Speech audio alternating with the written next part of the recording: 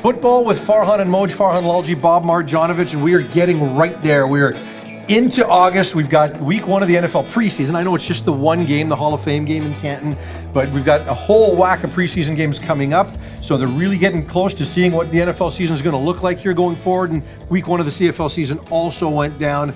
So we finally get to talk about it. We're not just in training camp mode.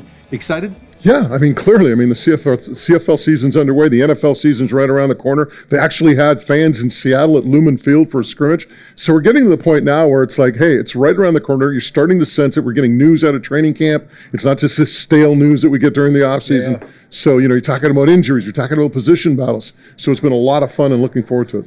Yeah, now we are going to be joined by Solomon Wilcots from NFL on Sirius Radio a little bit later in the show, but we've got so many topics to get into with the NFL Hall of Fame, 2 induction classes, 2020 and 2021, some big-time names. I mean, you could make the case the 2021 class might be the best ever. Lots of comings and goings around the NFL, a mammoth contract signed by Josh Allen. We got Dak Prescott, bit of a shoulder injury. Is there more than meets the eye there? Troy Aikman certainly thinks there is, but a lot to get into on both sides of the border. Yeah, and looking forward to talking a little bit about the Hall of Fame class with Solomon Wilcots. He's covered the NFL for decades now. And man, when you look at that Hall of Fame class, there's so many great stories, and you've had the opportunity to interview a lot of these Hall of Famers, as have I. But the one guy that I want to get into with Solomon a little bit is Troy Polamalu. Yeah. Because there's a guy. Troy Polamalu? I will say this. He is probably the most mild-mannered individual away from the field. And we had Jerome Bettis on one time when we were in Houston, and we're talking about Polamalu. And Bettis said, hey, you know what? If the Troy Polamalu that you see walking around here and, that's away from the field, if he was to come up and ask my daughter out, he said, I would have no problem. In fact, I would be happy if that, person came up and asked my daughter. He said, better hair than his daughter. He said, if the Troy Polamalu who plays football on Sundays, if he was to ask my daughter out, he said, I would get the shotgun out and keep him away. He says, that's how, totally different this guy is. Yeah, Regina, we were both there for the Lions season opener, and a little controversy around Mike Riley and how the team handled him. We will talk about that. We'll get all the betting information that you need. We've got some interesting props that we'll dive into. It is Football with Farhan and Moj, brought to you by Chambers of Commerce Group Insurance and West Coast Auto Group. We'll be back. Has your employee benefits plan evolved, or is it time for a second opinion? Simple to use but strong on features, Chambers Plan is trusted by more than 30,000 businesses. Every plan includes convenient access to free world-class services that support the health of your business and the well-being of your employees, including 24-hour medical support and business assistance services. Chambers Plan, all the essentials and so much more tailored to your team members. For more information or to request a quote, visit chamberplan.ca. Chambers Plan, the employee benefits of tomorrow, today. Football with Farhan and Moj, brought to you by Chambers of Commerce Group Insurance and your guys at the West Coast Auto Group. Hall of Fame weekend in Canton, 2 for the price of 1. Saturday night, the 2020 class gets inducted. You've got some big names in that class. Troy Polamalu, who you just talked about in the last segment. Edgerrin James, who got to spend a lot of time alongside Peyton Manning in that Colts backfield. And Jimmy Johnson, one of the greatest coaches in the history of the NFL and pretty good analyst on Fox as well. And then 2021, you've got Peyton Manning, Charles Woodson, and Calvin Johnson in a pretty star-studded class. Megatron. Of 7.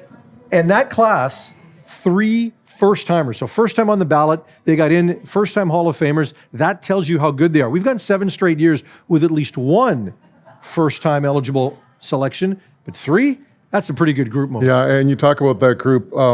To me, when I look at coaches and general managers and people who build organizations, I always look at what did they inherit, where did they come from, and where did they get to.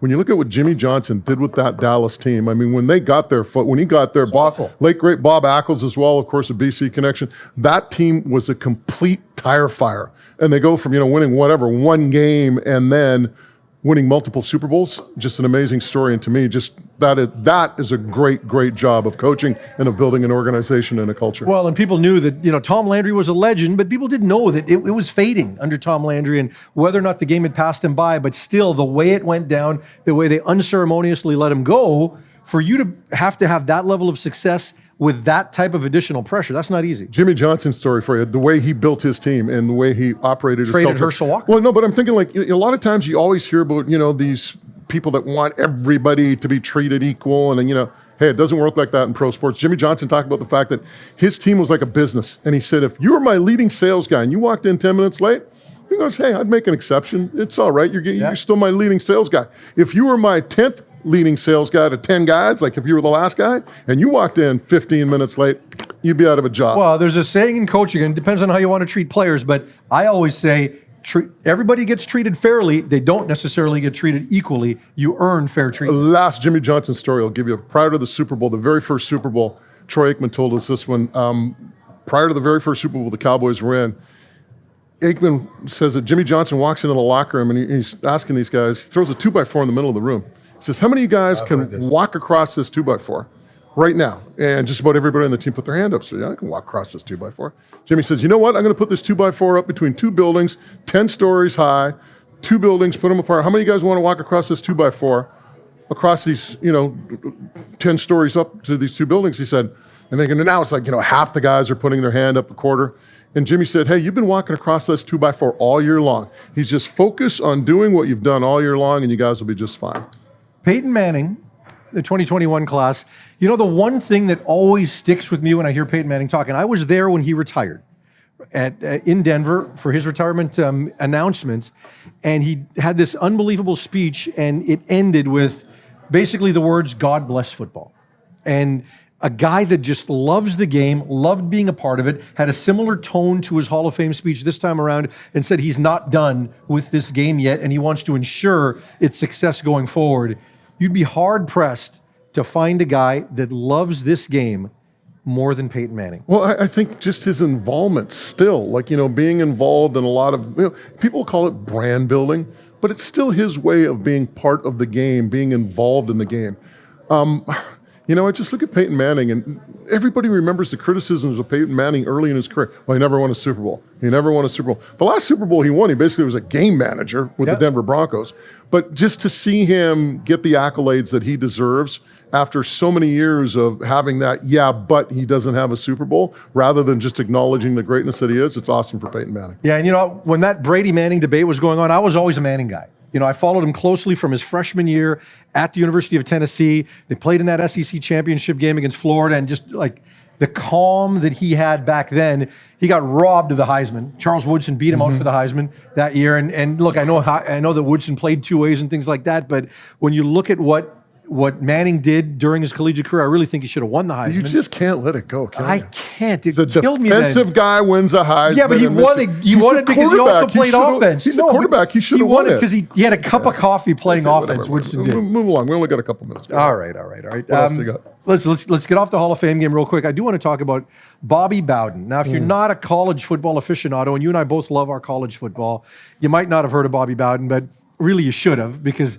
this guy was one of the most successful college football coaches in history. Coach Bowden passed away at the age of 91 with pancreatic cancer, and he didn't coach in the NFL, but man, did he coach a lot of players that went to the NFL. What's his legacy? Well, his legacy, people always talk about the players that he produced, but I think any coach's legacy, and this, having coached even at the high school level, your legacy is the people that you produce. Yeah. It's not everyone is going to play in the National Football League.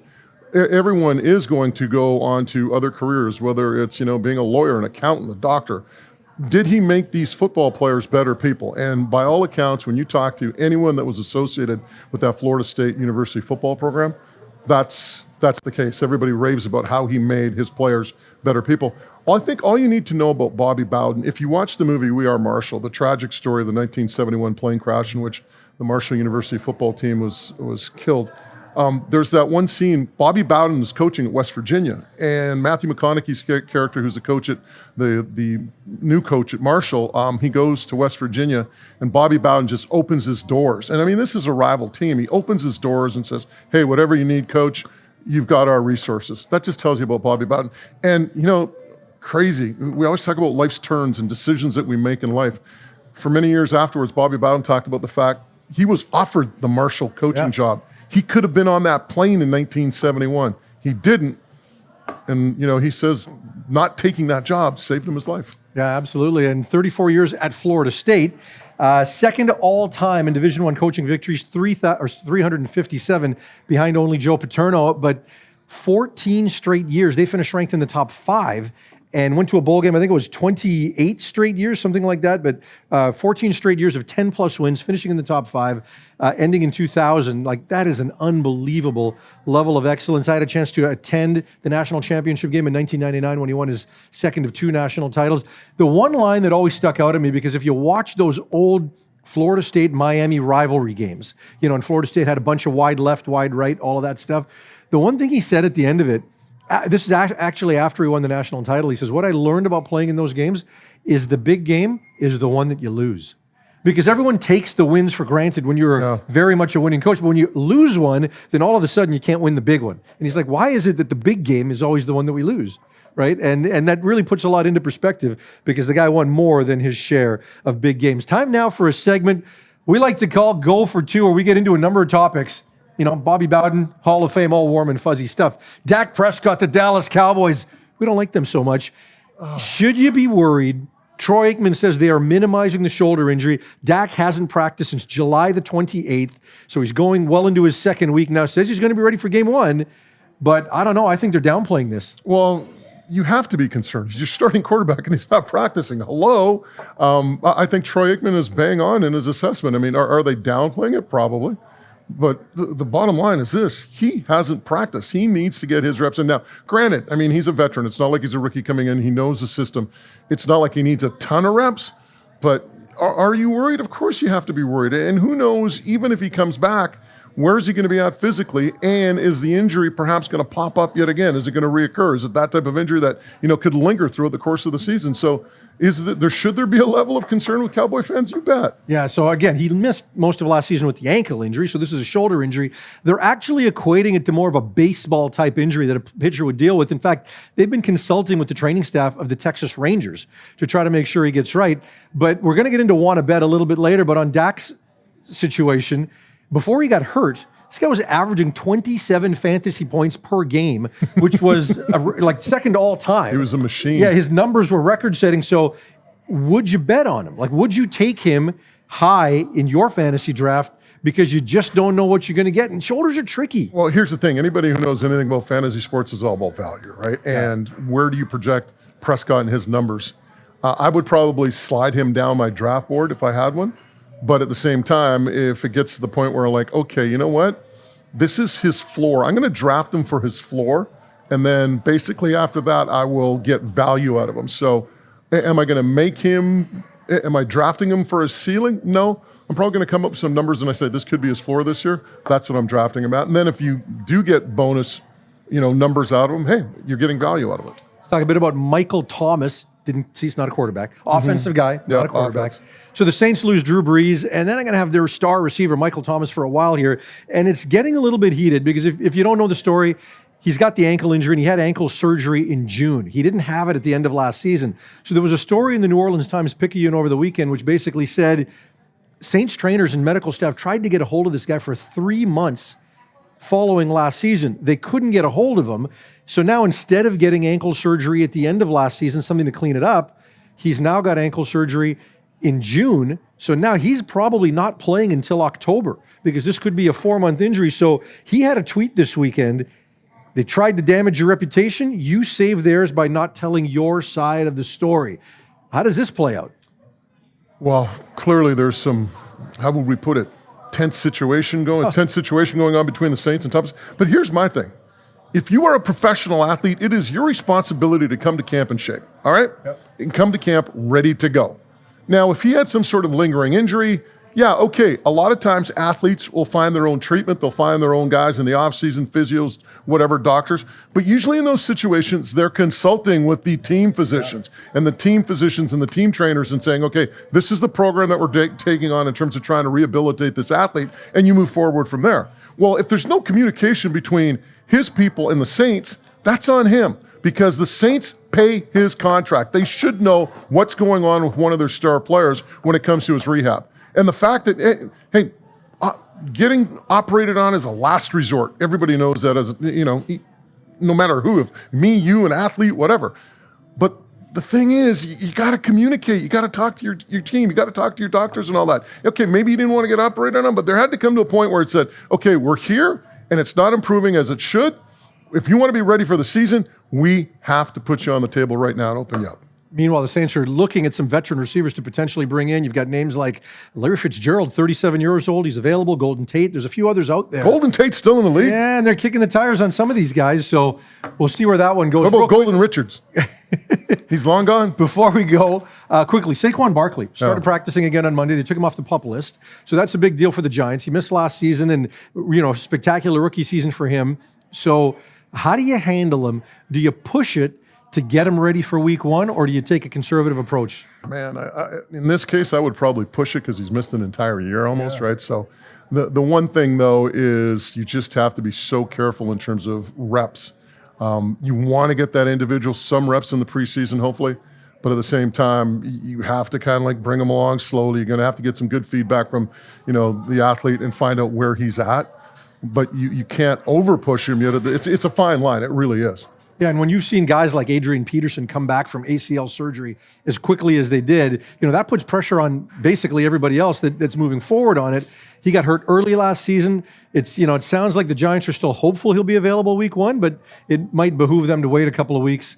Now, the implications of that is from a fantasy perspective, I think there's great value there because I don't see anybody taking Saquon Barkley in the first round of their draft. I think you could get value by looking at Saquon a little bit later, if it means you sit him early on and you wind up activating him a little bit later. I think you can get some great value later on in the season. It's so funny. I hear all these people talking about fantasy drafts and touts, and there's so many services out there that you can go online and I'm not touching the guy. Well, hold on a second. To me, everything about fantasy, especially when it comes to, like, I'm a big fantasy baseball guy more than a fantasy football guy. It's about value. Right? I'm not touching Saquon. Value. Well, that's what I'm saying. I'm not touching Saquon Barkley. If you get Saquon Barkley in the 9th round, you're taking him, right? I'd take him in the second or third. But you know where I'm going with that. It's all about value. So don't ever say I'm not going to draft a player. Maybe say I'm not going to draft a player in the first round or second round, but if he's available in the 3rd round or the 4th round, okay, I'll take him. So to me, it's about value. Where does he land? Where are your projections at? And if you feel like you're getting value, go for it. Football with Farhan and Moj, brought to you by Chambers of Commerce Group Insurance, along with the West Coast Auto Group. When we come back, Solomon Wilcots from NFL on Sirius Radio will join us. Has your employee benefits plan evolved, or is it time for a second opinion? Simple to use but strong on features, Chambers Plan is trusted by more than 30,000 businesses. Every plan includes convenient access to free, world-class services that support the health of your business and the well-being of your employees, including 24-hour medical support and business assistance services. Chambers Plan, all the essentials and so much more tailored to your team members. For more information or to request a quote, visit chamberplan.ca. Chambers Plan, the employee benefits of tomorrow, today. When you partner with Blue Recruitment, you not only help your business grow, you also help the community grow around you. Our team works tirelessly to make sure we deliver an exceptional service because we work for you. We work for our associates. We work for everybody. Temporary staffing at its best. Contact us now at 778-928-6745. That's blueinc.com, BLOOINC.com. Football with Farhan and Moj, and we would like to welcome in our good friend Solomon Wilcots from NFL on Sirius Radio. Solomon, thanks so much for joining us.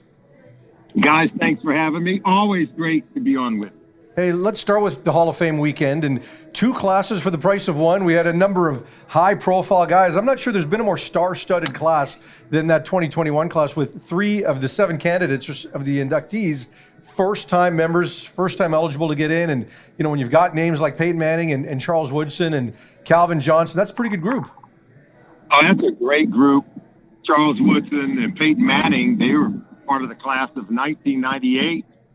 These 2 guys sat on the same stage as finalists for the Heisman Trophy, and they've been battling every single year. They each played 18 years in the NFL, and man, they are as decorated as they come. And, we always have a saying, you leave the league better than you found it. Both Charles Woodson, Peyton Manning, and many of the others, and they've left us a better league after having come through it.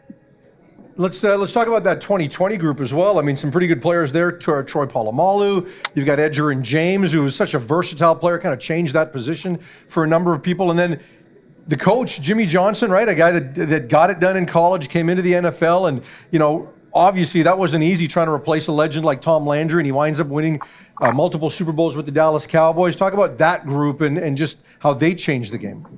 Well, people don't realize it when they talk about college coaches can't make it in the NFL.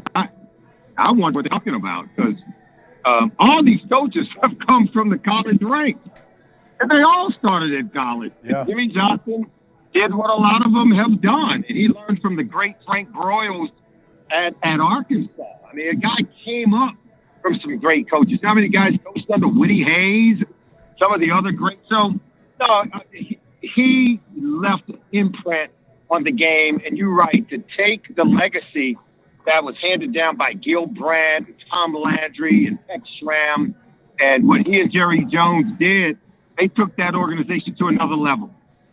Instantly winning 3 Super Bowls in their early tenure, running that team, and of course Jerry was part of winning 2 of them back to back.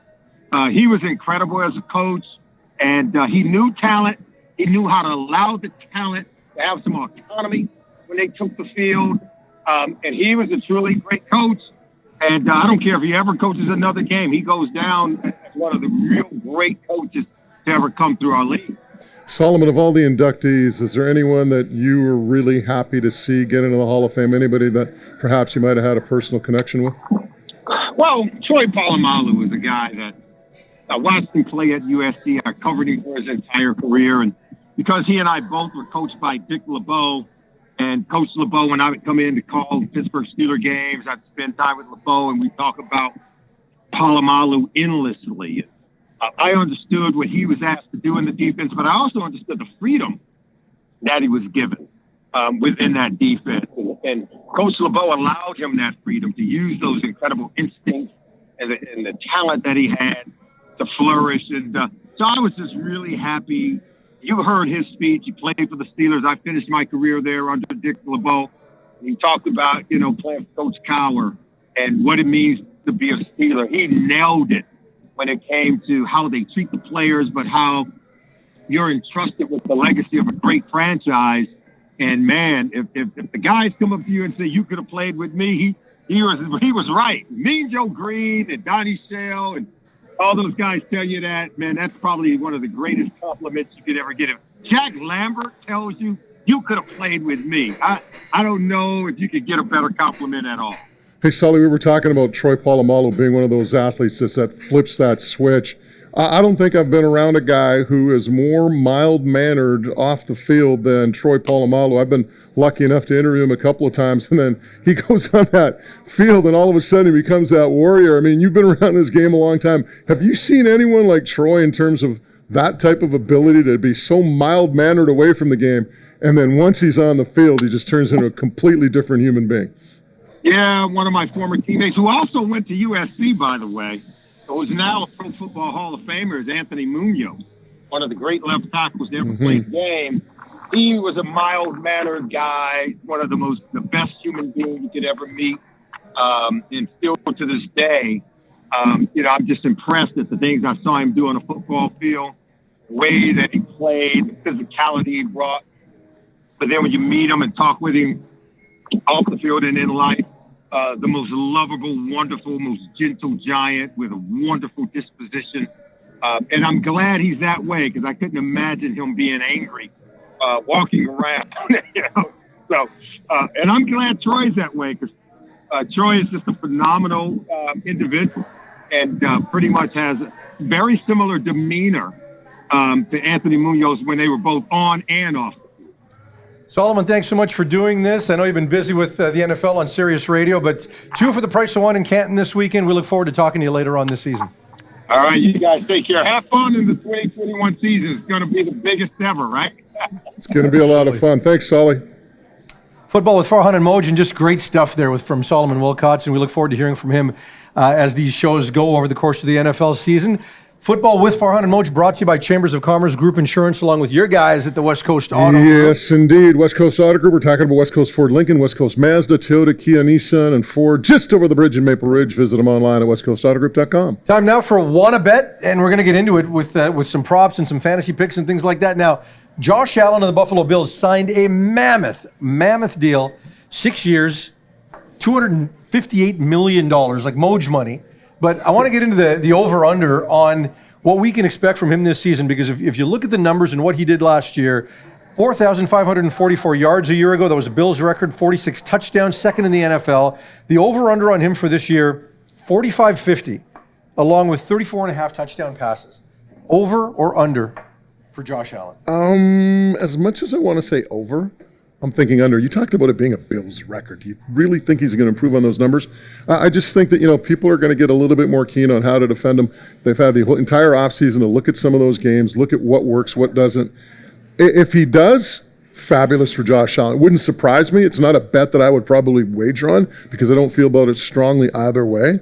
But if I had to, I'd probably take the under. Yeah, and when you look at the style of play he has, and I'm going to go the under too, almost 500 yards rushing as well for him, and, 8 touchdowns as well. So when you look at what he's able to do running the football and the beating he takes on that body, and I know he's a more physical player and he's a big guy, but I'm not convinced that he's necessarily going to be as durable this season. Yeah, so I love what he did last year in terms of his completion percentage. He's the rare breed that improves significantly in terms of completion percentage and efficiency from college to the pros, from his first 2 years to his third year. So I love what he's doing, but you might get a step back before you take a step forward if he winds up getting banged up a little bit. And then Cole Beasley might get COVID. Now you got one less player to deal with.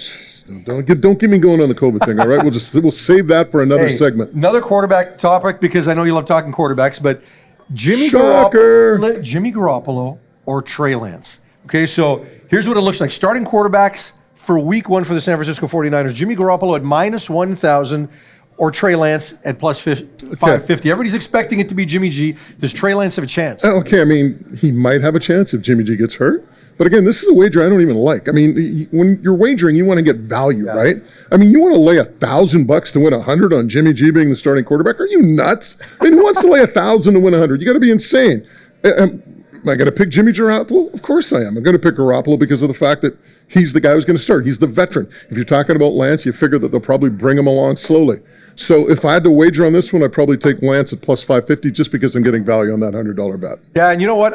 I think they kind of want to go in this direction. Now, I know Kyle Shanahan would never admit this, but, Jimmy G was supposed to get every first-team rep during training camp, and slowly as we get into week 2, Trey Lance is getting a few, and he's making some wow throws.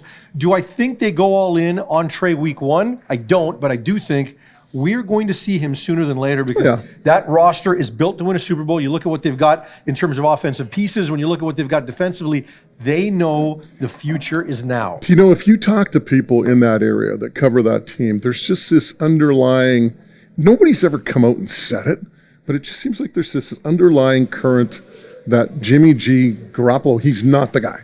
Like, he's not the guy. Well, that's why they went out and got Trey Lance. Exactly, but he's not the guy who's going to go out there and get the job done when it matters most. I don't know what it is. I don't know if it's the way, maybe he just, the way he, plays or he succumbs to the pressure, whatever the case may be. But the bottom line is this: he is not the quarterback who's going to lead the 49ers to a Super Bowl championship. And if he can stay healthy, because he's missed big chunks in years 1 and 3 in San Francisco, and I think that weighed heavily when they brought in Trey Lance.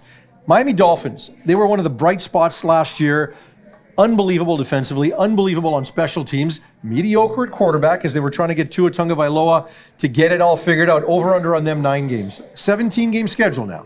I'll take the under. Will you? Yeah, I just, again, you touched on it. I mean, a young quarterback, will he get better? Probably. The fact is, you had a very good year out of those special teams and defense.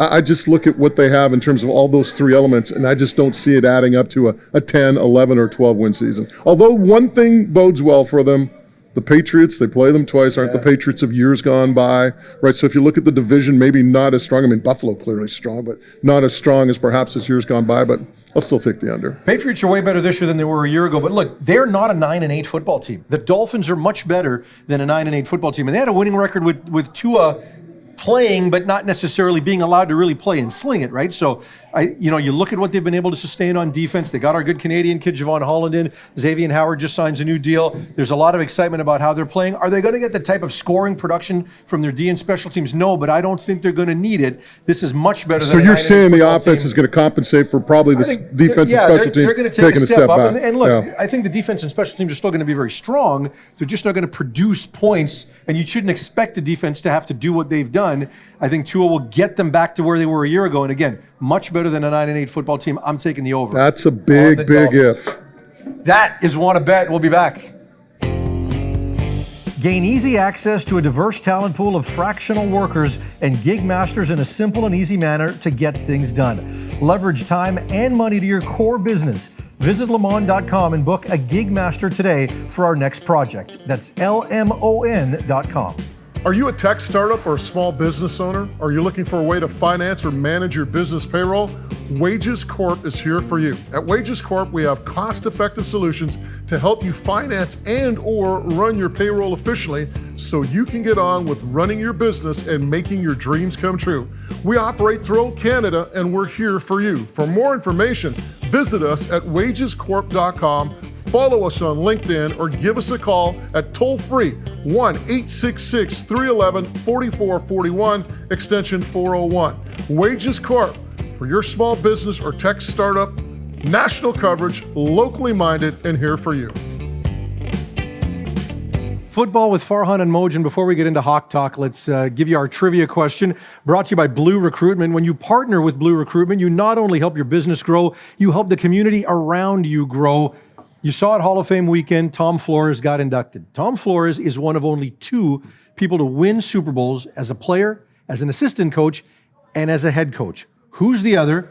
Good friend of this guy. So weigh in, and we'll have the answer for you a bit later in the show. Let's talk a little bit about the Seahawks. They got Who's that coach? What's it? The coach? Okay. It's a little hint. All right. Seahawks got on the field today, or got on the field this weekend with a scrimmage, open practice, whatever you want to call it. Had a lot of fans in attendance at Lumen Field. What'd you like?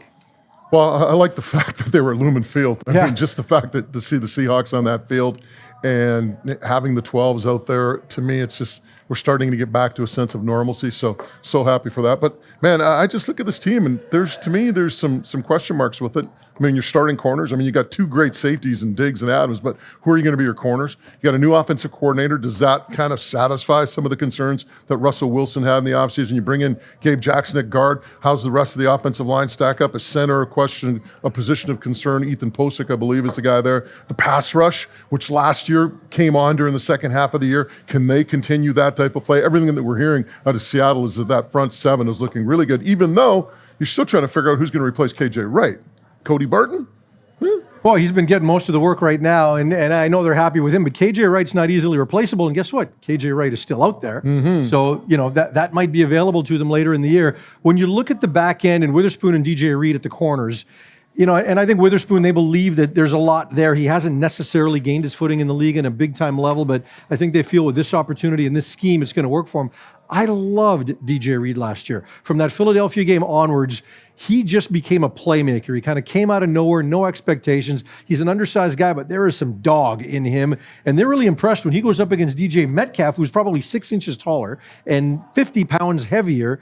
This guy still finds a way to compete. And, when you look at that quarterback position for the Seahawks, they're going to need some performances out of those guys. Because if you want to do what you want to do with Jamal Adams, right? When you see Jamal Adams. Yeah, when you see Jamal Adams. But, here's a guy on defense that you're going to use in, various blitzes. You're going to have him running around all over the place.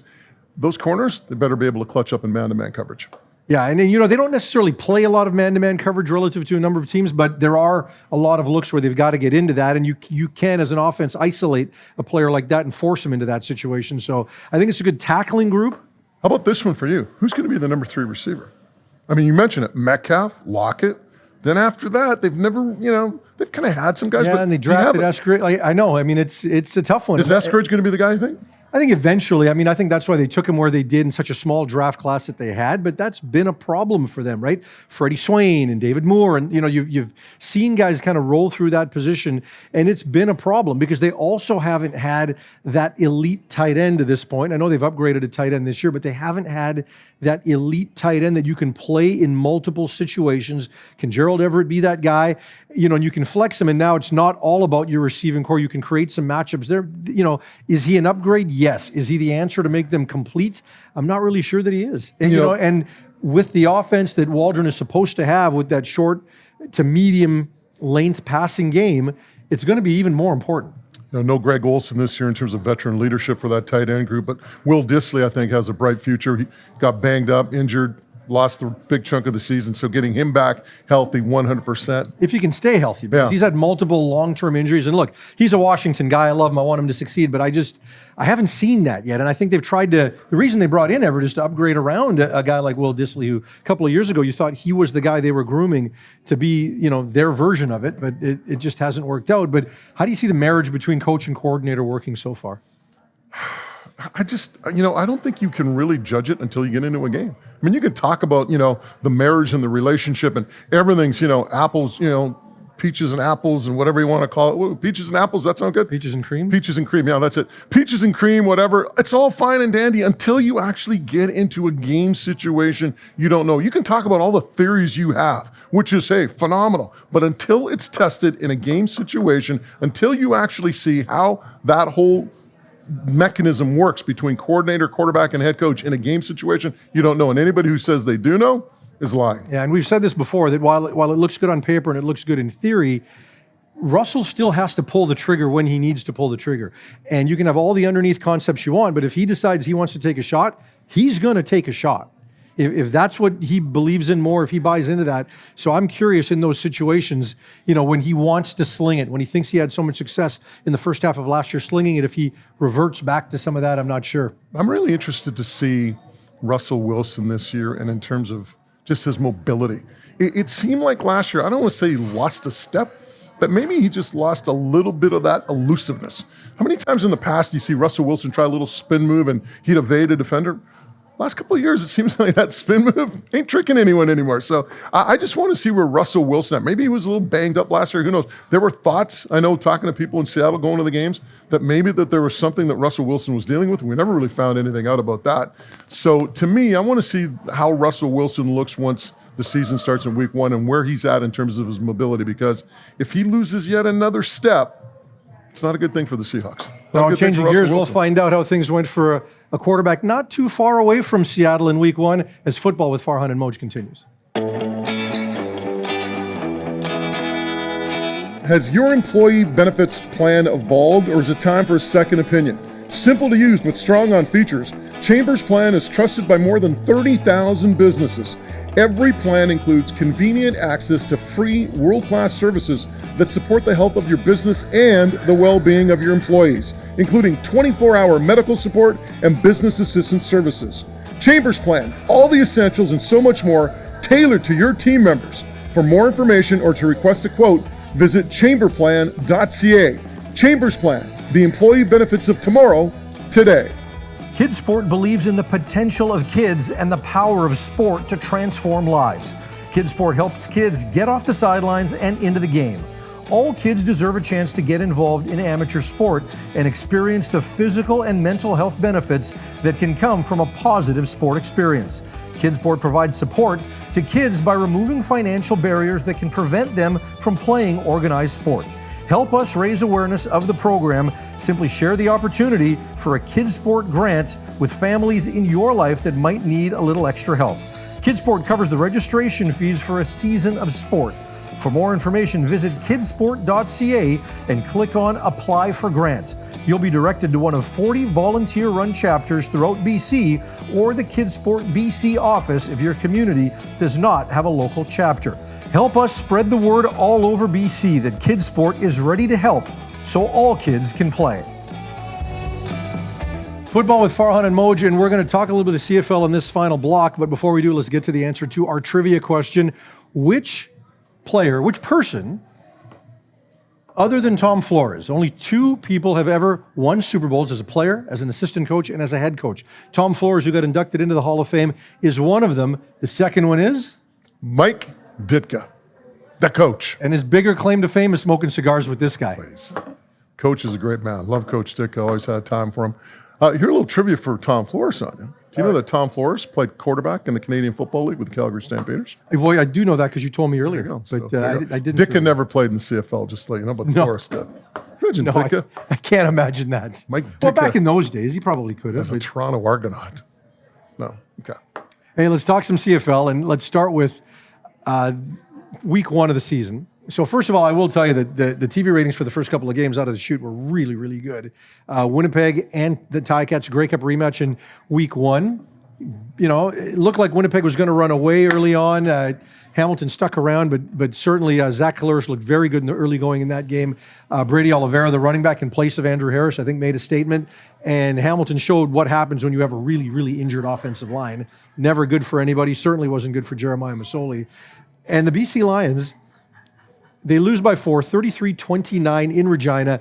This game looked like it was going to be a blowout. We'll get into the game in a minute, but the quarterback decision around Michael Riley. So if you don't know, Riley didn't take any reps in practice during the week. Truly for 4 weeks, 3 weeks of training camp and 1 week leading into the game, he probably took a total of 5 days where he actually did practice and take reps. They were convinced, they were sure he was going to play. And he didn't play. And there's a lot of controversy around it. Single game betting issues are out there about, they were being deceitful. They weren't doing right by the league's new injury policy. Is too much being made of what happened with Mike Riley? I really do. I really think so. And, Mike Riley told us on the postgame show that, Michael Riley told us on the postgame show that he came out, like during the anthems, he was expecting to play. I mean, everything that you were told, everything that I was told, all the people behind the scenes, Mike Riley will be ready to go. Obviously, he wasn't. My gut feeling was that whatever type of treatment he got really didn't kick in until the second half. And I think that's why you saw him in the second half. But, the whole thing with the betting to me, it cracks me up. Because it's as simple as this, folks.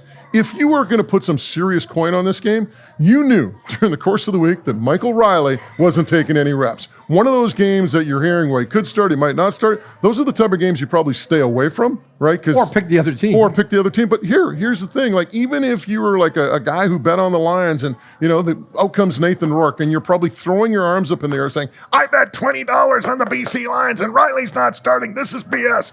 Hey, guess what, folks? The Lions covered. In the end, it was a 6-point spread. They lost by 4. So who's complaining? If you bet the Lions, you're not complaining. So I just don't understand why everybody's making such a big deal. If anybody had an issue with this, it'd probably be you TV guys, right? It was us TV. And I'll say this. No, it's in all seriousness, because you're a corporate partner with the league. You're working with them.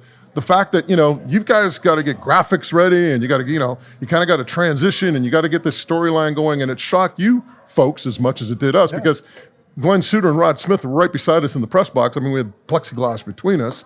And we're looking over and I'm like pointing at my elbow, right? And getting suits up to speed. He knew about it, of course, but still a shock to everybody that was covering the game, which maybe the Lions could have been a little bit more, how would we put it, forthright in terms of dealing with some corporate partners. Yeah, no, look, I don't think the Lions... And even that, though, sorry for cutting you off, Ryan, but even that, they don't owe you that. They don't. It's a courtesy, but it's not perhaps... No, we'll disagree there, because they do owe us, given the amount of money invested by TSN in the league. Okay, but I'll give you that. Now, look, I do not believe they intentionally tried to deceive.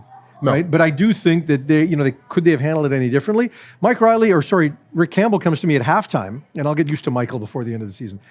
Rick Campbell comes to me at halftime and he says, the best thing for the team was that Nathan Rourke start. And then he goes back to the bench and Michael Riley's in the football game. And even Rick Campbell did not expect that to happen. So begs the question, should Rick Campbell have been more in charge of the situation? I know during the week, they were fully convinced Michael was going to play. They went through the same protocol of pain management, however you want to call it, that they did on game day. They did that a couple of weeks earlier. It worked. So I don't know that mentally or emotionally their staff was ready to go the other way, even though Rourke got all the practice reps.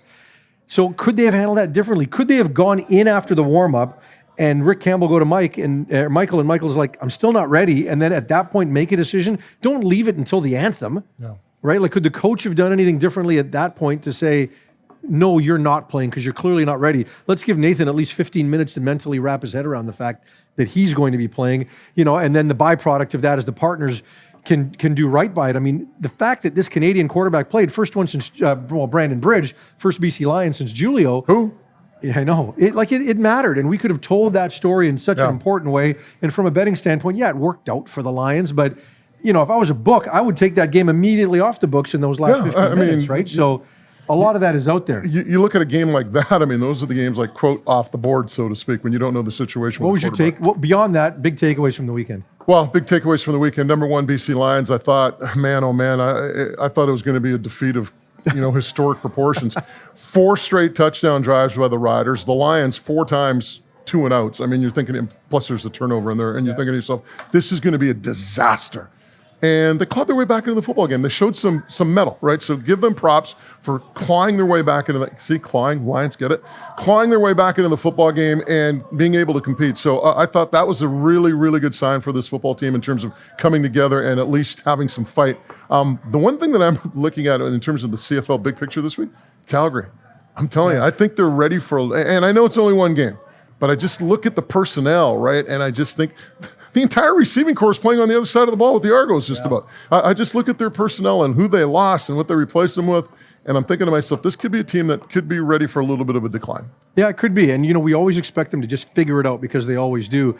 And they don't look like that team right now. And I think my big takeaway was I think overall the quarterback play was down. You look at that Ottawa Edmonton game, Matt Nichols clearly looks like he's injured. Couldn't throw the ball down the field at all. I mean, even 5-yard outs were dying. Trevor Harris, while his numbers were better, they were a little inflated by the final drive. Didn't really attempt to push the ball down the field. Really conservative in his approach. I'd heard rumors during the week that there were some issues there. So, No, even look at the Calgary game. Layoff? Well, yeah. I mean, Bo Levi Mitchell, game's on the line, and Bo Levi Mitchell just basically, give Raps an interception. Cody Fajardo, Zach Collaros had really good first halves, and then after that, they kind of stepped back a little bit. Curious to see how Vernon Adams looks this week, but I get the sense that quarterback play has been affected. Maybe their arms aren't where they want them to be. Some fatigue, or in some cases, injury. Certainly, we know what happened in BC, but I think the quarterback play took a bit of a step back. I do think it'll get better. Let's look ahead. We've got the hold on spreads. a second here. Does anybody even realize what just happened there? We were talking about week 1 in the CFL. What do we get? We got a complete quarterback analysis. He doesn't even know. He doesn't even know what he's doing. Edmonton's D-line was good. Did you mention Ottawa's defense and how great they played? Yeah, our good boy Mike Benavides. Ottawa's defense was outstanding, and that goal line stopping Tuck on the 1-yard line to win the football game. A turnover for a touchdown. Their offense couldn't score. Guess what? The defense said, "Hey, we'll take the ball to the house," and that's what they did. Well, so again, I know, and I'll say that even Edmonton, their defensive line, we've been saying it for a while, has been very good. Boateng and Betts, 2 Canadians on the ends, Moore and Serezna inside at the tackle spots. That was a really good group. Stud. Absolutely. High motor kid. And then, but like you said, I mean, full marks to Mike Benavides and his defense because they were all over it. They were absolutely all over it throughout this game. They had the 3 interceptions and no touchdown scored by either team offensively, but the Red Blacks defense did score one. Abdul Kana, as you mentioned. Let's look ahead to this week's games. You've got BC and Calgary. Calgary favored by 6.5 at home. What do you like? Remember talking about, taking it off the board? Yeah. I mean, until we know what's happening with the Lions quarterback But that's why situation, it's 6.5, right? I would probably, if Mike Riley starts, I'll take the Lions plus 6.5. If Rourke is starting, probably not as eager. I'm taking the Lions either way. I like Nathan Rourke. Well, I do too. I just like Mike Riley a little more. For sure. There's no doubt. But I'm taking BC to cover. I'm not necessarily taking them to win. Winnipeg favored by 6 against Toronto. Toronto showed us something. Peg at home again. What do you like? I'll take Toronto. I will. I like what Toronto's doing. I mean, you look at that receiving core. I'll take the Argos in the 6 points. Why not? I'm taking Winnipeg at home. Again, loved what Oliveira did. Think that offensive line is playing well. And Zach Collaros, to me, is a front runner for the MOP this year. I like the way he's playing. I like the way he's moving in the pocket. He's got his agility back. He's got his 2015 moxie in the pocket. So I like what he can do. I'm not completely sold on Macbeth quite yet in Toronto, although probably had the best passing day of any quarterback this in week 1. Montreal at Edmonton. Edmonton favored by 3.5. Montreal's first game of the season. I am taking the Alouettes, led by Vernon Adams. I'm taking the Alouettes too. I mean, Edmonton really didn't show me that much in that game against Ottawa. So I think I will go with the Alouettes, even though we haven't seen them play. They had the bye in week 1. Vernon Adams, Kahari Jones. They had something going on last year. Hopefully they can continue with the momentum of the success from last year. Last one before we go. Hamilton in Saskatchewan. Riders favored by 1.5. Could you imagine the dream team Tiger Cats falling to 0-2? They could. I mean, Saskatchewan, it depends which Rough Rider team shows up. The one that was surgical-like in its precision in the first half. I mean, when you look at that game against the Lions, they did not have a play over 23 yards. I mean, they ran the ball well. They were passing, and it was just all of this timing stuff in terms of the passing game, opened up some holes. The biggest gain the entire night, 23 yards. That tells you something about what they were doing on offense. If they can continue to play with that type of precision, I like their chances. I'm taking Hamilton. I think they're going to bounce back defensively. I don't think Saskatchewan gives them the same level of problems that that front seven group did in Winnipeg. I think Hamilton improves to 1-1, winning outright, just 1.5 on the spread, so not a big deal. That is our latest bonus episode, Football with Farhan and Moj, brought to you by Chambers of Commerce Group Insurance and The West Coast Auto Group. We'll be back next week, Tuesday nights. Book it.